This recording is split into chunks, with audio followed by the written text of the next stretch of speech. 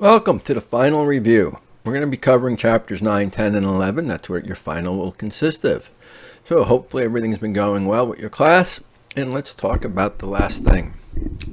Chapter 9, Achieving Operational Excellence from Customer Intimacy and Enterprise Applications. So we looked at what an ERP system is. It is a fully integrated software, hardware that kind of puts everything together in our organization. Collects information from all parts of the organization, right from HR to sales to marketing to manufacturing, puts it all into a database, and it collects everything, and then we're able to get information out of it. And that's the beauty of an ERP system. Basically, it's built around thousands of processes. We're going to be looking at the financial side of it. We looked at the human side, human resources, manufacturing, and sales. These are some of the things that we've looked at how it integrates everything together is what makes it so powerful. Is that one report, you put the information once, everyone has access to what they need to do their job. The value of an ERP system is increases operational efficiencies, provide firm-wide information to support decision making, enable rapid responses to customers' requests, and includes analytic tools. So this is some of the things of it that it allows. Now, we also looked at the supply chain, network of organization and processing. Where do we get our information, our data from? For our supplies, for what we need to make, what we need to do. This all comes from our supply chain. We have either upstream, which is our firm suppliers and suppliers of suppliers and all that. And we have downstream supply chain, which is organizations and processes responsible for delivering the products to our customer. We could also have, an internal supply chain. Sometimes it could be internal to our company, depending on what we're doing. So supply chain management, we are looking at inefficiencies that cut the company's operating costs. One of the things that we can try to do is just in time. This way we only build the product when it's needed. We don't have a lot of safety stock. Now, safety stock gives us a buffer in case we have issues. So there's a fine line. Do we build just in time or do we build a safety stock? If we build safety stocks and our suppliers build safety stocks, their suppliers build safety stocks, we end up something with a bullwhip effect where all of a sudden we have just enough. Our tier 1 supplier has extra, tier 2 has a lot extra, tier 3 has tons of extra. If we make a change, it affects everything. So that bullwhip effect takes place when we start to have safety stock going on. Supply chain managing is what we want to try to look at. How do we manage our existing supply chain? How do we enable it? How do we optimize it? Establish inventory levels that allow us to have everything that we want when we want it. And identify transportation mode. It could be trucking, shipping, train, all different types of things. So we're going to look at some of those supply chains also. With the internet, the world has become a smaller place. So now we have to look at a global supply chain issues. We might want to buy products from China or from Asia and get it shipped over. We have to take that into account. It could take 8 to 12 weeks to get something shipped from China. So we have to keep that in ideas, and the cost is going to be more. So these are some of the things that we have to look at. We have demand-driven supply chains. Push-based build to stock. That's usually what we used to do. We have the pull from stock models where the customer orders it. Push-based models, we tell the customer what we're making. It's what you find on the shelves. Pull-based is the customer can make it. And now with the internet, you can actually customize your own product that you're going to have. So the internet is changing the way that we're doing business. Value supply chain management systems, match supplies to demand, reduce inventory levels, improve delivery service, speed up time. These are just some of the areas that we looked at over the last couple of weeks. Now, we talked a little bit about customer relation and how important is it that our customers are happy. We talked a little bit about this throughout the semester, but here's the thing. If we don't have customers, we don't have a business. So we have CRMs, which is customer relation management, knowing our customer. This is why we get those frequency cards when we go to places, customer reward cards. They want to know what we're buying, when we're buying it, how often do we go. And by knowing this, they can actually target stuff that we need to be. Stuff that, maybe we bought a box of Cheerios and it's lasted us 6 months in the past. Well, if we're coming up on that 6 months, they might send us a coupon for that to get us back in. Yes, granted, 6 months cereal is probably stale. Capture, that information about it. That's what customer relationship management does. And what do they, now as we get into it, they're also looking at how can they predict what we're going to be buying. It's no longer saying, if we go on Amazon and we buy a certain item, what do? They say, well, people who bought this also bought this. They're starting to predict sales, trying to increase what we're buying by anticipating what we're going to be, what we want. Now we can also look at how do we go about looking through this data? How do we figure out what we wanted? And that's data mining, which we talked a little bit about also.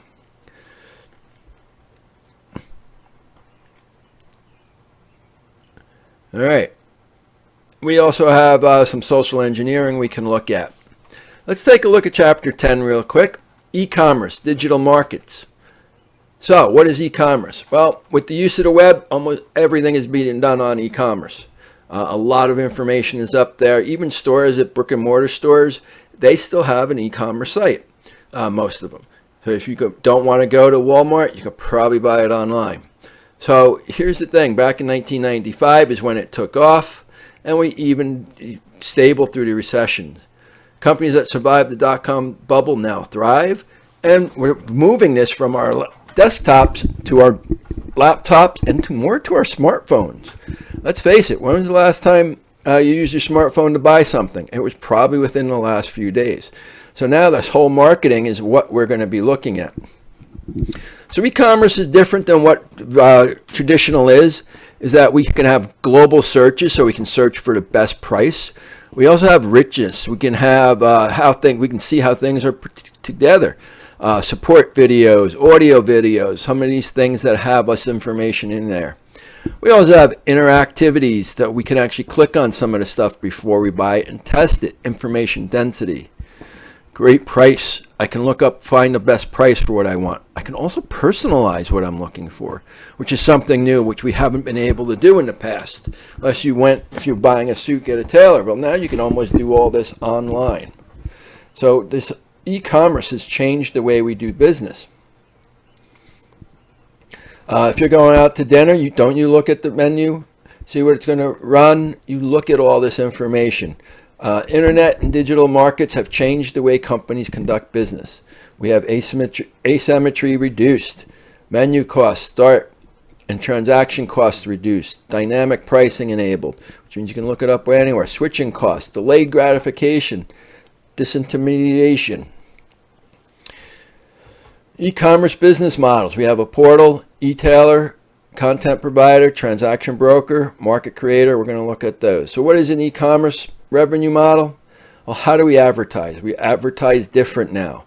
Our sales are different. Subscriptions, freedom, transactional fees, affiliated. These are some of the things that we looked at. And internet provides new ways to identify and communicate with customers. In the past, if a customer wanted you, they would search you out. Well, now, with advertising and the web, search engines and the way everything is set up, you can actually buy information what they were searching for and actually advertise to them. Say, hey, I have this item that you were looking for.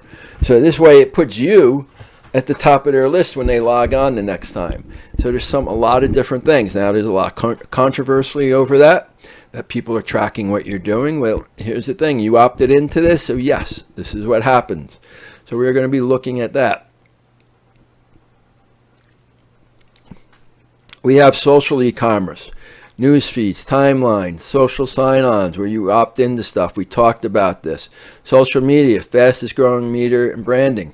So, Facebook, Instagram, Twitter, all these accounts are there and they're being used by the companies.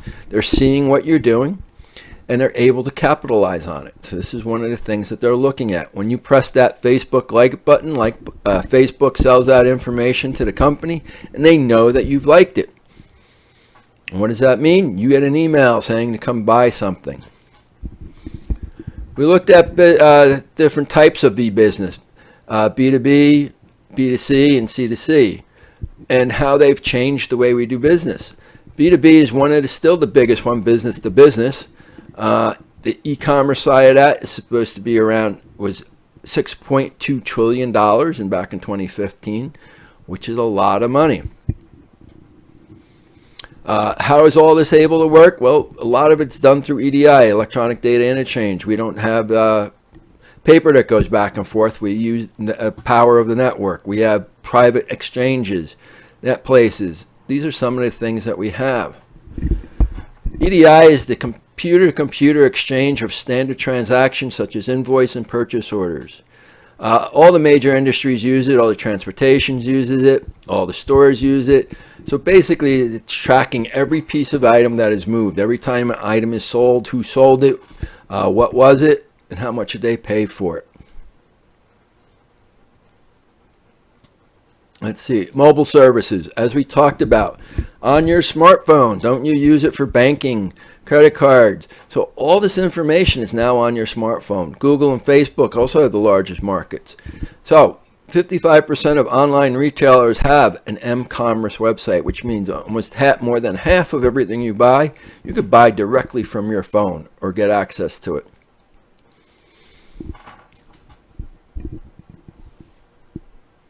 In the last chapter, managing knowledge.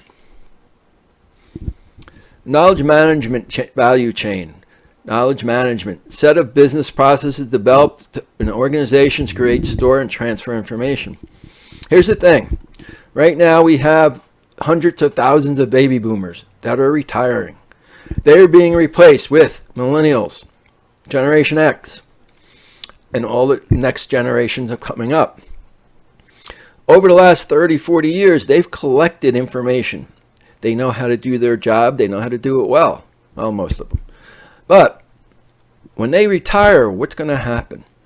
What is going to happen with all the knowledge that they've gained over that time? So as a company, we need to start figuring out, how are we going to capture this knowledge? How do we get this information out of their head into some type of system that makes sense? So we're going to come up with some different things. Knowledge acquisition. Document it. How do we document what they're doing? There's different ways. We should store this in a database. What is their role? How do we get this out? And this is the things we're looking at. We have wikis, email, instant messages, search engines, knowledge applications, new business practices. How do we set up a new business? So how do you get knowledge out of someone who's been in the company for 40 years? How do you get them to tell us everything they know? So now some of the large companies even have something called a chief knowledge officer. And this is one of the things that they have to start looking at. Do we have, are we interviewing these people? Or do we have someone following them around, recording information? Enterprise-wide knowledge management systems. Knowledge management work systems, intelligent techniques. These are some of the things that we talked about and discussed. Do we get structured reports, semi-structured, or totally unstructured? These are some of the things we need to look. The structured report is basic reports, formal rules, semi-structured emails and videos. Unstructured, that tactical knowledge that they just have, that we have to get out of these aging employees. So how do we capture, store, retrieve? And not only that, we have to, after we capture and store it, how do we get it out so that someone knows that it's there? The person had it, and it was in their brain, but someone new doesn't know this. So understanding that, how do we get this information disseminated, is a big part of it. So we have learning management systems. So we got to take that information we learn from our employees and put it into some type of learning module system that allows us to have this information. Whether it's a database, they look it up, whether it's a CD-ROM or web-based classes, it's something that allows us to have this. We have to get the knowledge and the knowledge workers together.